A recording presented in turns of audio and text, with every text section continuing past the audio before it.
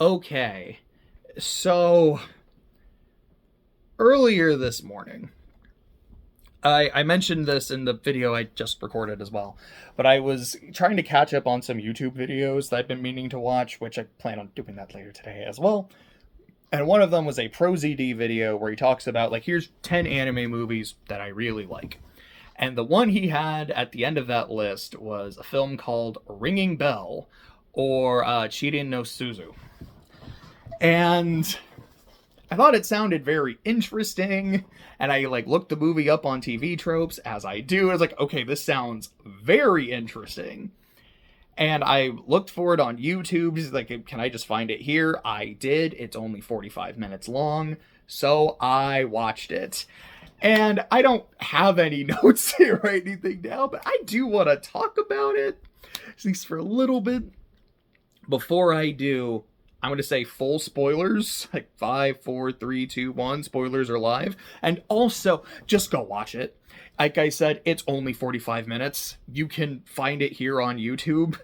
I'm gonna give another countdown and just assume you are interested and go see it. The basic premise of this, it is an animated film. It's an anime movie, of course it's an animated film.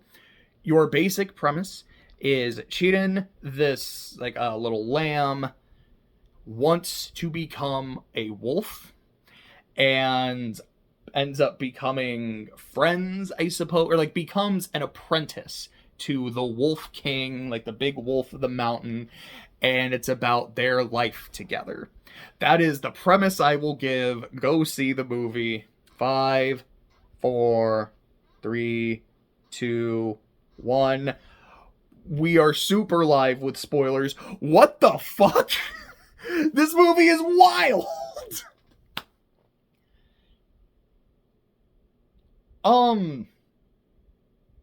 I don't really know what I was expecting with this. All I really know is it's the story about revenge. I've heard some people, I think Pro said it as well, it's this very kind of metal story about revenge. And I wasn't sure, it's okay, so is that in a sense where the music, it's really hard rock and heavy metal, you just almost are hearing doom music? Or is it just no, it's very intense. What I do like about it, I think for me, when it comes to revenge stories, I find it the most interesting when a character gets their revenge and doesn't really know how it makes them feel anymore. It's one thing when other people are saying hey, the cycle of revenge is bad, or, violence is bad, revenge is bad, blah, blah, blah, and it's kind of preachy. But it's another to really see it. It's one of the things I love about the Count of Monte Cristo, and it's why all the shit with Villefort, why that's my favorite part of the book. And I mean, there's other lines. I think one of my favorite lines from the book is Albert's letter to his friend. P.S. I now believe in Roman bandits. It is so funny in context. But the look, Edmond Dante, are you not avenged? Hits so hard after everything that's happened. And Edmund, as cold-hearted as he is at that point in the movie, or excuse me, in the book, which I did hear there was a recent film adaptation, a French adaptation.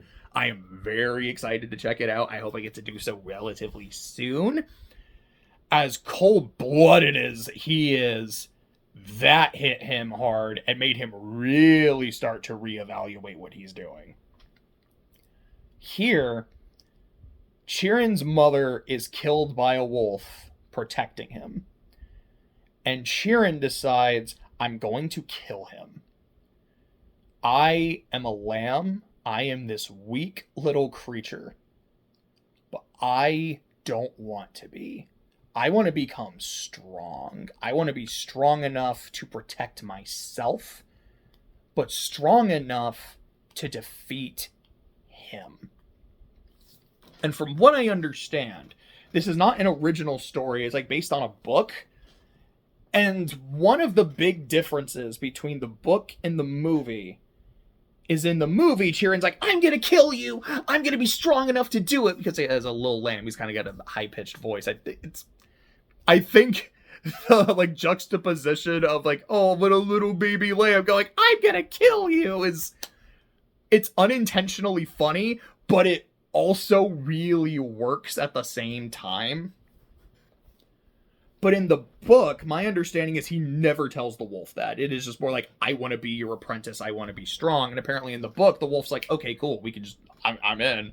And in the movie, the wolf's like, why? Like, I don't care, little pipsqueak. And he kind of has to earn the wolf's respect. And I don't know if that scene with the snake and the eggs is in the book.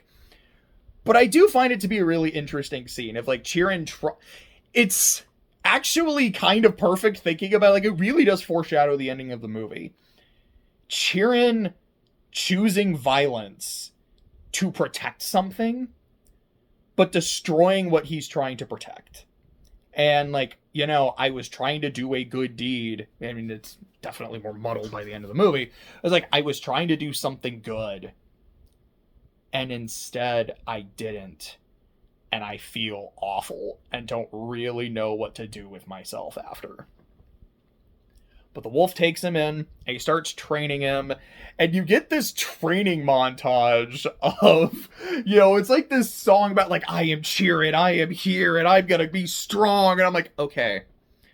On the one hand, I feel like, you know, I'm kind of supposed to see this as, you know, he's losing his way. He's all about becoming strong. He doesn't care about what happens to other people. On the other hand, this dead ass sounds like some good workout music. Like, this is some real motivational shit. And there is this montage. He's like, yeah, like, you don't have fangs. You don't have claws. He just has to headbutt shit. Where he keeps headbutting a tree and eventually, like, headbutts through the tree. I'm like, no, that's cool as hell. And he starts growing horns. And apparently something in... It's like the book or another adaptation. His father is a ram, which is something that is not in the film. It's something you just kind of have to assume, I suppose. But it's like, that's why he grows up to be a ram and actually gets horns. And as the narrator kind of talks about it, like over a 2-year time skip, Chirin becomes a genuinely feared and respected warrior. With more emphasis on feared. He is another wolf. And they talk about how... I don't remember exactly how they say it, but I think they do talk about, like, their prey and that they're predators. I'm like, I thought rams were herbivores. And I could be wrong. Maybe they are, like, omnivores to a degree. I'm like, so does Chirin kill to eat? Is he able to do that? Is he only killing for sport? Because, man, if that's the case, like, dude has really lost his way. Like, he's fucked. And by the way, like, his design is a ram. Like, he looks badass as hell.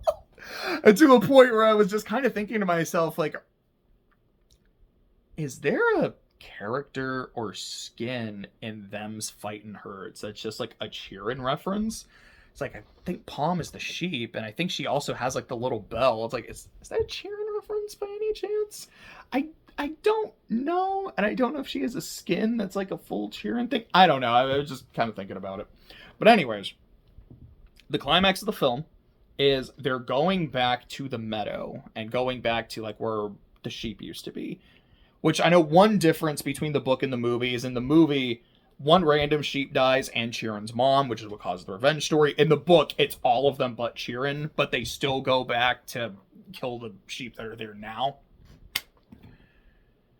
And this is, from my understanding, the biggest, like, real meaningful change between the film and the book. In the book, the plan is, we're going to kill the sheep, we're going to ambush them, and, you know, the wolf gets to eat, and Chirin, you know, it's all, like, overcoming that weakness, showing the kind of warrior he is, showing the monster he really is. But Chirin just ambushes the wolf, and is like, no, I didn't really want to be strong, I didn't really want to be a wolf, I just wanted to kill you. And in the movie, Chirin tells him that again after growing up. He's like, yeah, that was my goal. Like, I wanted to kill you. I wanted to be strong enough to avenge my mother. But at this point, I don't care about that anymore. I just want to be strong. And you are the epitome of strength. And I have come to view you as my father. I don't want to kill my father anymore. I want to rule and fight beside him. So when they go down, Chirin like kills all the guard dogs. I don't know if that happens in the book as well, but he kills all the guard dogs and he goes in to kill the sheep, and he sees this little lamb calling for his mother, and he's like, I can't do this. I really can't do this. And then the Wolf King's just like, how did I know this would happen? Here's your final lesson, kiddo. Let me show you how to kill a sheep. And he's gonna go like slaughter all the sheep. And as he was saying that, I was like, okay, so is this like a secret test of character, and now he's gonna kill Chirin? Have I been calling him Chirin? I feel like I've said that a few times, and if so, my bad. But he's gonna, like, I thought he was like, I'm just now gonna kill you because you're too weak. But no, you're just gonna go kill them. And then Chirin says, no, I can't let you do that. So then they fight, and Chirin does kill his father figure. He's very proud of him for it. It's like, yeah, you are strong. You are a warrior. You do know what it is to be a wolf. I knew one day it would happen, that someone would kill me, someone stronger. I'm glad it was you.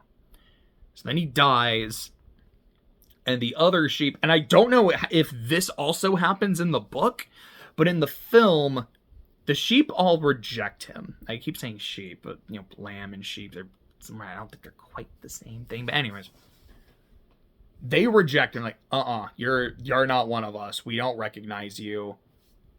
Go. And Chirin is now left without his mother, without his father figure, and without a home to return to. And there is just this feeling of emptiness in him. And I believe, like, the ending narration is something along the lines of... Oh, because that's also a thing, like, he was always wearing a bell, because when he was a little baby, he was a very energetic little lamb, so his mom put a bell around his neck so she could always hear where he was. And at the end of the film, they talk about, it's like, oh yeah, like, sometimes on, like, really wintry nights and strong blizzards and whatnot, you can hear, like, a little bell ringing. Which, to me, kind of says that, okay, like, Chirin just kind of went back to the mountains. He is alone, but he is there. And maybe he is like a silent guardian of the sheep. I don't know. Or he's just kind of trying to find a place where there is no place for him anymore. And from what I understand, in the book it hits a lot harder, because it is just like, no, I killed him not to protect other people who then rejected me. It was just my quest for vengeance. It was just my bloodlust. And I got what I wanted. And now I have nothing. And for like a revenge is bad kind of story, I do think that's more effective, and that does hit harder. But I still think it's done well in the movie. I still get that sense, at least to a degree. I enjoyed it. It feels really fucked up to say, it's like, yeah, this story about a little lamb who becomes a monster and kills his father figure and has nowhere else left to go because he gets rejected by his own people. What a fun story. But I did like it. I did think it was really good. It's definitely something I'll recommend to other people. I'm going to hang out with Clay later. We're going to have lunch. I'm going to tell him about this. I don't know how deep into spoilers I'm going to go. I'm like, dude, this is the plot. Watch this. It's fucking wild. But, yeah, like I said, I watched it this morning, and, like, I want to do a quick video on it talking about it, because I thought it was really neat. I hope you check it out. I hope you did check it out before watching it. I'll see you later.